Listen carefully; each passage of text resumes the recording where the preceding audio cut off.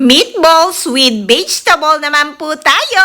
May masarap na karne ka na at meron ka pang mga vegetable na sobrang healthy. So una po, gawin ko po muna ang meatballs. Nilagyan ko po ng asin, black pepper, oregano, cornstarch, itlog at breadcrumbs. Then hinalo, then nag-add pa po ulit ako ng breadcrumbs hanggang makuha ko po yung consistency na talagang magiging buo po itong meatballs kapag po ito ay aking niroll. At binibilog ko na po ang mga meatballs. So, ganitong size lang po ang aking gagawin para po maluluto din pong maigi yung loob. So, guys, this video po ay medyo matagal na at nagigisa pa po ako nung mga time na yan. Pero po nung nalaman ko na nagkakos ng inflammation ang mga ginisa at ang mga piritong pagkain, so ngayon po ay try my best na umiwas sa mga pirito at mga ginisa. So, after pong maluto, nilagay ko lang po ang mga vegetable, yung celery, zucchini. Then, nag-add po ako ng salt, paprika, canela, and garlic powder. At saka konting tubig po. So, this time po ay half-cook na po ang mga gulay. So, okay na po ito. Dahil para po sa akin ay masarap ang half-cook at malutong-lutong. So, guys, kung hindi mo pa po na-try ang ganitong recipe, itry mo na po. Baka po magustuhan mo dahil po may karne ka na at meron ka pang iba't ibang healthy na mga gulay na mayaman sa vitamins and minerals na kailangan ng ating katawan. Lalo na po sa panahon ngayon ay pabata ng pabata ang mga nagkakasakit. Kaya naman po guys, ugaliin po natin kumain ng mga healthy pagkain. Kung maiiwasan po natin ang mga ginisa